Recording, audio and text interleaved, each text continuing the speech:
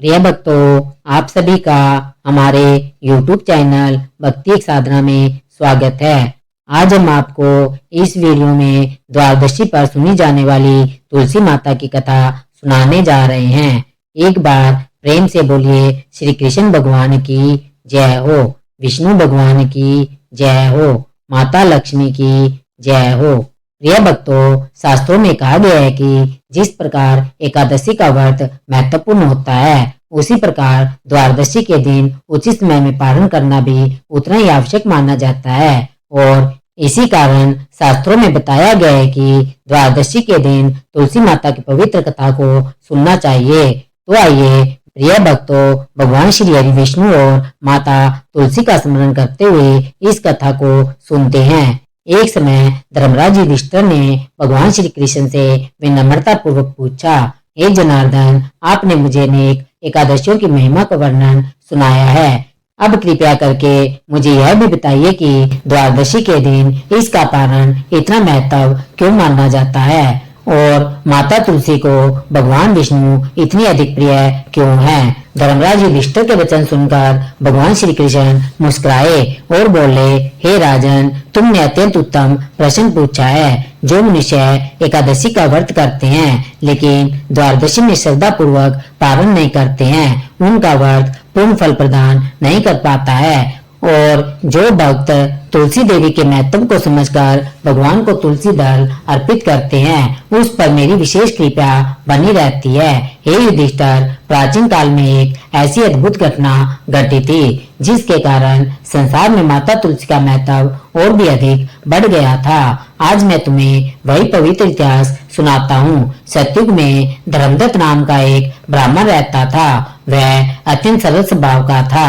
वह भगवान विष्णु का अनन्य भक्त था, शास्त्रों का ज्ञाता था। उसकी पत्नी का नाम रूपवती था। वह भी अपने पति के समान धर्मपरायण और पतिव्रता स्त्री थी। उनके घर में धन संपत्ति अधिक नहीं थी, लेकिन भगवान के प्रति अटूट श्रद्धा और संतोष का धन अवश्य था। दोनों पति पत्नी प्रातः काल जल्दी उठकर भगवान श्री विष्णु का पूजन करते थे, माता तुलसी को जल अर्पित करते थे और उसके पश्चात ही अन्य कार्य करते थे। उनके छोटे से आंगन में एक सुंदर सा तुलसी का पौधा लगा हुआ था। धर्मदत्त और रूपवती उस तुलसी को साधारण पौधा नहीं बल्कि स्वयं तुलसी महारानी का स्वरूप मानकर उसकी पूजा करते थे। प्रतिदिन प्रातःकाल रूपवती स्नान करने के पश्चात तुलसी माता के पास घी का दीपक जलाती थी, तुलसी माता को जल अर्पित करती थी और बड़े प्रेम से कहती थी, हे तुलसी माता, जिस प्रकार आप भगवान श्री हरि को प्रिय है,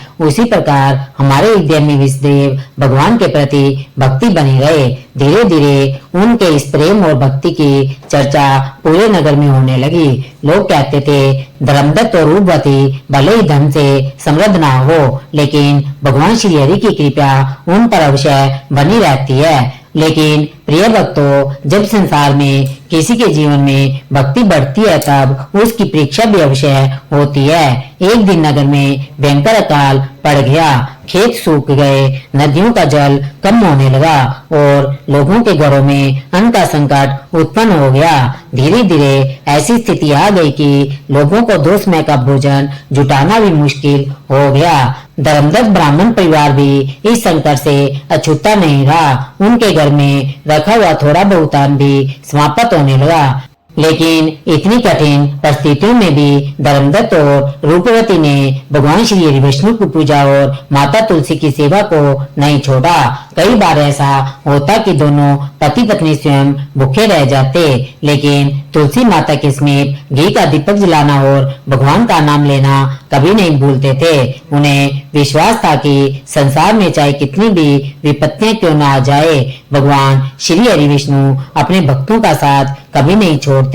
लेकिन उन्हें क्या पता था कि शीघ्र ही उनकी भक्ति की ऐसी परीक्षा होने वाली है जो उनके जीवन की दिशा बदल देगी। और उसी परीक्षा के माध्यम से संसार को माता तुलसी और द्वादशी पारण का ऐसा रहस्य ज्ञात होने वाला था जिसकी महिमा युगों युगों तक गाई जाएगी। समय बीतता गया और नगर में भयंकर अकाल दिन प्रतिदिन और भी विकराल रूप धारण करता गया।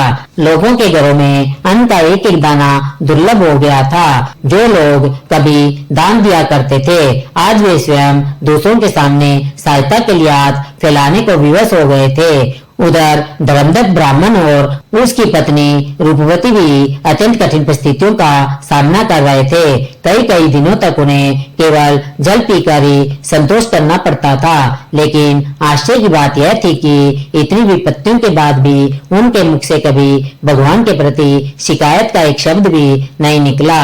रूपवती प्रातःकाल उठती, स्नान करती, तुलसी माता के पास जाती और बड़े प्रेम से तुलसी माता को जल अर्पित करके कहती, हे तुलसी महारानी, यदि हमारे पूर्व जन्मों के कर्मों के कारण यह दुख आया है तो हमें उसे सहन करने की शक्ति दीजिए, लेकिन हमारे हृदय से भगवान श्री हरि विष्णु की भक्ति कभी कम मत होने देना। धर्मदत्त भी भगवान के नाम का जप करते हुए अपनी पत्नी को धैर्य बंधाते और कहते, देवी संसार में सुख और दुख दोनों ही क्षण भंगुर है। भगवान अपने भक्तों की परीक्षा अवश्य लेते हैं, लेकिन उन्हें कभी त्यागते नहीं हैं। इसी प्रकार एक दिन निर्जला एकादशी आने वाली थी। एक पवित्र एकादशी का आगमन हुआ। धर्मदत्त ने संकल्प लिया कि चाहे परिस्थितियां कितनी भी कठिन क्यों ना हो, वे भगवान श्री हरि की कृपा प्राप्त करने के लिए श्रद्धा पूर्वक निर्जला एकादशी के व्रत का पालन करेंगे। रूपवती ने भी प्रसन्नता पूर्वक इस संकल्प में उनका साथ दिया। उस दिन दोनों पति पत्नी ने भगवान विष्णु का पूजन किया, हरि नाम का कीर्तन किया और पूरा दिन उपवास करते हुए भगवान श्री हरि विष्णु की कथाओं को सुना। रात्रि में भी उन्होंने जागरण किया और भगवान श्री हरि के नाम का स्मरण करते रहे। धीरे धीरे निर्जला एकादशी की तिथि समाप्त हुई और द्वादशी का दिन शुरू हुआ। अब पारण का समय निकट आ रहा था, लेकिन उनके घर में पारण के लिए कुछ भी उपलब्ध नहीं था। ना अन्न था, ना फल और ना ही कोई अन्य सामग्री। रूपवती की आंखों में चिंता के भाव उभर आए। उन्होंने अपने पति से कहा, हे स्वामी, हमने श्रद्धा और भक्ति के साथ निर्जला एकादशी व्रत का पालन तो कर लिया है, लेकिन अब द्वादशी में पारण कैसे होगा? हमारे घर में तो भगवान को अर्पित करने योग्य भी कुछ नहीं है। धर्मदत्त ने शांत स्वर में कहा, देवी, जिसने हमें व्रत करने की शक्ति दी है, वही भगवान श्री हरि पारण की व्यवस्था भी अवश्य करेंगे। हमें चिंता नहीं करनी चाहिए। इसी बीच प्रातः काल के समय एक वृद्ध सन्यासी उनके द्वार पर आए। वो अत्यंत दुर्बल प्रतीत हो रहे थे। उनके मुख पर तेज था, लेकिन शरीर थकान से कमजोर हो चुका था। उसने दरवाजे पर खड़े होकर कहा, हे ब्राह्मण देव, मैं कई दिनों से भूखा हूँ। यदि संभव हो तो मुझे कुछ भोजन प्रदान कीजिए। उस वृद्ध सन्यासी की करुण वाणी सुनकर धर्मदत्त और रूपवती एक दूसरे का मुख देखने लगे। घर में उनके पास स्वयं पारण करने के लिए कुछ नहीं था, लेकिन अतिथि को खाली लौटाना भी उन्हें उचित नहीं लग रहा था। उसी समय रूपवती की दृष्टि आंगन में स्थित माता तुलसी के समीप रखे छोटे से पात्र पर पड़ी। उसमें कुछ सूखे आंवले और थोड़ी सी मिश्री बची हुई थी, जिसे उन्होंने द्वादशी पारण के लिए बड़ी कठिनाई से सुरक्षित रखा था। वह समझ गई थी कि अब उनके सामने एक कठिन धर्म संकट उपस्थित हो गया है। एक और द्वादशी का पारण था और दूसरी ओर भूखे अतिथि की सेवा, लेकिन उन्हें यह नहीं मालूम था कि उनके द्वार पर खड़ा वह साधारण वृद्ध सन्यासी वास्तव में कोई सामान्य व्यक्ति नहीं था और आज उनकी भक्ति, अतिथि सेवा और माता तुलसी के प्रति श्रद्धा की ऐसी परीक्षा होने वाली थी जिसका स्मरण युगों युगों तक किया जाएगा। धर्मदत्त और रूपवती कुछ क्षणों के लिए गहरे विचार में पड़ गए। एक और द्वादशी का पवित्र पारण था, जिसे शास्त्रों में अत्यंत आवश्यक बताया गया है, और दूसरी ओर उनके द्वार पर खड़ा वह वृद्ध अतिथि जो कई दिनों से भूखा होने की बात कह रहा था। रूपवती ने अपने पति की ओर देखा और बड़े विनम्र स्वर में बोली, हे स्वामी, शास्त्रों में कहा गया है कि अतिथि देवो भव। यदि हमारे द्वार पर कोई भूखा आए और हम उसकी सेवा ना करें तो हमारा व्रत और हमारी पूजा किस काम की। धर्मदत्त ने प्रसन्न होकर कहा, देवी तुमने सत्य कहा है। भगवान श्री हरि तो भक्तों के हृदय में निवास करते हैं। यदि हम किसी भूखे को भोजन कराकर प्रसन्न कर सके तो वही भगवान की सबसे बड़ी सेवा है। इसके बाद रूपवती ने अत्यंत प्रेम और श्रद्धा के साथ वह थोड़ी सी मिश्री और सूखे आंवले उस वृद्ध सन्यासी के सामने रख दिए। साथ ही माता तुलसी के पौधे से बड़े आदर पूर्वक कुछ पवित्र पत्तियां लेकर भगवान श्री हरि का स्मरण किया और उन्हें भी अर्पित कर दिया। वृद्ध सन्यासी ने प्रेम पूर्वक वह प्रसाद ग्रहण किया। जैसे ही उन्होंने तुलसी दल को अपने मस्तक से लगाया, उनके मुखमंडल पर तेज और बढ़ गया। धर्मदत्त और रूपवती को यह देखकर बड़ा आश्चर्य हुआ। उसी समय वह वृद्ध सन्यासी मुस्कुराए और बोले, हे धर्मदत्त, हे रूपवती, तुम दोनों ने आज मुझे अत्यंत प्रसन्न कर दिया है। उनकी वाणी सुनते ही दोनों पति पत्नी विस्मित रह गए। अचानक वो वृद्ध रूप विलीन होने लगा और वहां एक दिव्य प्रकाश फैल गया। चारों ओर अद्भुत सुगंध फैल गई। आकाश से पुष्पों की वर्षा होने लगी। दोनों पति पत्नी ने देखा कि उनके सामने स्वयं शंख, चक्र, गदा और पद्म धारण किए हुए भगवान श्री हरि विष्णु खड़े हैं। उनके समीप दिव्य आभा से युक्त माता लक्ष्मी विराजमान थी और उनके चरणों में स्वयं तुलसी महारानी का तेजस्वी स्वरूप दिखाई दे रहा था। भगवान श्री हरि के दर्शन करते ही धर्मदत्त और रूपवती की आंखों से आंसुओं की धारा बहने लगी। वे दोनों भूमि पर दंडवत होकर बारंबार भगवान के चरणों में प्रणाम करने लगे। तब भगवान श्री हरि विष्णु ने प्रसन्न होकर कहा, हे मेरे प्रिय भक्तों, तुम दोनों ने कठिन परिस्थितियों में भी मेरी भक्ति और तुलसी देवी की सेवा का त्याग नहीं किया। तुमने द्वादशी के दिन पारण के लिए सुरक्षित रखी हुई सामग्री तक एक भूखे अतिथि को अर्पित कर दी। इससे मैं अत्यंत प्रसन्न हूँ। जो भक्त श्रद्धा और प्रेम से मुझे तुलसी दल अर्पित करता है, मैं उसके वश में हो जाता हूँ। संसार में स्वर्ण, रत्न और बहुमूल्य वस्तुएं मुझे उतनी प्रिय नहीं है जितनी भक्ति और श्रद्धा से अर्पित की हुई तुलसी। इसके बाद भगवान श्री विष्णु ने तुलसी देवी की ओर संकेत करते हुए कहा, हे धर्मदत्त, यह मेरी परम प्रिय तुलसी देवी है। इसके बिना मेरी पूजा पूर्ण नहीं मानी जाती है। जो मनुष्य एकादशी का व्रत करके द्वादशी में श्रद्धा और नियम पूर्वक व्रत का पारण करता है और तुलसी का सम्मान करता है, उसके घर में सुख, शांति और समृद्धि का वास होता है। यह सुनकर धर्मदत्त और रूपवती का हृदय आनंद से भर उठा। लेकिन भगवान श्री हरि विष्णु की कृपा का चमत्कार अभी पूर्ण नहीं हुआ था। उसी समय उनके छोटे से आंगन में स्थित तुलसी का पौधा अद्भुत प्रकाश से प्रकाशित हो उठा और उसके आसपास का वातावरण दिव्य सुगंध से भर गया। और तभी माता तुलसी ने स्वयं अपने श्रीमुख से एक ऐसा वरदान प्रदान किया जिसने धर्मदत्त और रूपवती के जीवन को सदा के लिए बदल दिया। माता तुलसी के दिव्य स्वरूप से निकलने वाला प्रकाश धीरे धीरे पूरे आंगन में फैलने लगा। वातावरण में ऐसी सुगंध व्याप्त हो गई मानो स्वयं वैकुंठ का आनंद पृथ्वी पर उतर आया हो। धर्मदत्त और रूपवती हाथ जोड़कर विस्मय से उस दिव्य दृश्य को देख रहे थे। तब माता तुलसी ने अत्यंत करुणामय वाणी से कहा, हे धर्मदत्त, हे पुण्यवती रूपवती, तुम दोनों ने अभाव और विपत्तियों के बीच में भगवान श्री हरि विष्णु की भक्ति और मेरी सेवा का त्याग नहीं किया।